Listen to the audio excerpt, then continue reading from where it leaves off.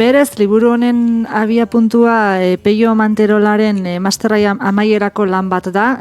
Peio Manterolak oso lan mardula egintzun Euskal Herriko haurren eskubide egoera gizarte eta hezkuntza ikuspegi batetik, eta lan oso mardula da, ertz asko ditu, asko teorizatu du, autore askoren lana bildu du, eta liburu potolo batekin neregana gerturatu zian, elkarlana aspaldikoa daukagulako, eta esan ziaten, honekin zer egiten deun. eta nik pentsatu nuen, eharra, ez?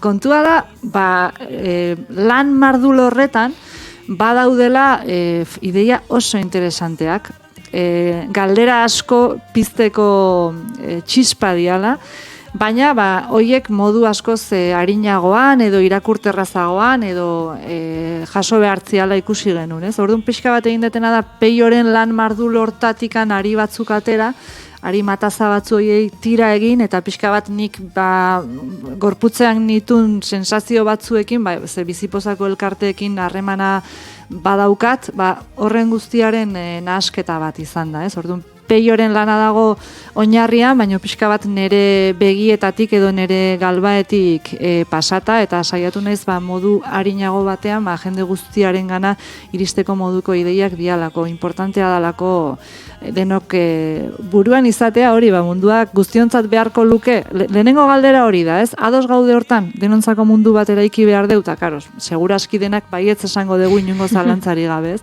Guazen pentsatzea, zer falta zaion gure munduari guztiontzako izateko.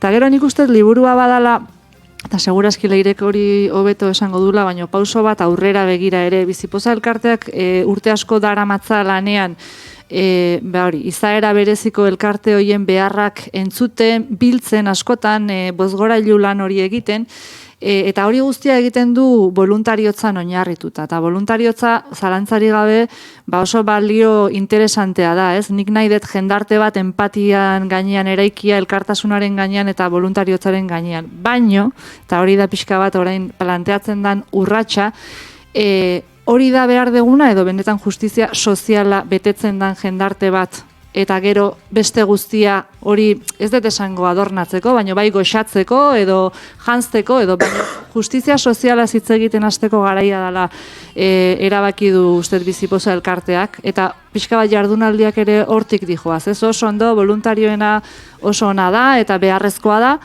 baina hemen hitzaiten nahi geana da, estatuek badituztela 1000 itun sozial sinatuak, eta ez dianak betetzen. Eta ez dia betetzen, ze aurra haue guztiak bere egunerokoan asetuta izan beharko lituzketen eskubide asko, ez dituzte aseak, eta horregatikan elkarte horiek lan egin behar dute egunero, erakundetako ateak joz, esan ez gogoratu, hau falta zaigu, bestea falta zaigu, eta pixka bat nahi deguna planteatu da jendarte bezala erabaki behar degula nolako zaintza sistema nahi degun, justizia soziala betetzea nahi degun edo ez, eta hori egiteko lehendabiziko urratsa bada horri buruz hausnartzea, ez? Eta konturatzea zer dagon, zer daukagun eta zer falta zaion guk nahi degun guztiontzako mundu hori izan dadin.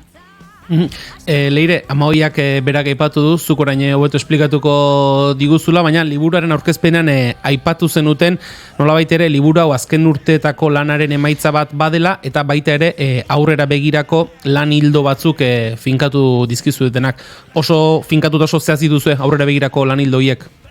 Bueno, bai, aipatu dezuten bezala ez da kasualidadea, ez, liburu hau. Badia 3 urte, Peiorekin elkarlanean hasi ginena. Eta, bueno, ez, Bizipozaren sorreratikan beti ari hitz egiten elkarteen beharrez, eta oraindikan ere bete gabe dauden eskubideez, ez? Eta, bueno, baritu gaitezke horretaz hizketan, baina, bueno, ikusi genuen beharrezkoa bagenula ere, benetan, ez, azterketa sakon bat egitea, benetan identifikatzea zein dian behar guzti horiek, zein dian bete gabe dauden eskubide guztiek, eta orduan, Peio, ez, bere masterbukaerako lanerako, lan horretan hasi zan, abiatu zan, eta Amagoiak esan duen bezala, lan mardul bat eta sendo bat egintzun. Eta, bueno, urrengo pauso bezala ikuste genuen, hori gizarteratzeko behar genula ez Amagoiak egin duen lan hau, ez? Aizkenean, mazerrukaerako lan bat, eta esan bezala lan teoriko bikaina eta handia da, baina edonork irakurtzeko, ez? Eta, barneratzeko eta lasai eta irakurtzeko behartzan horrelako pauso bat.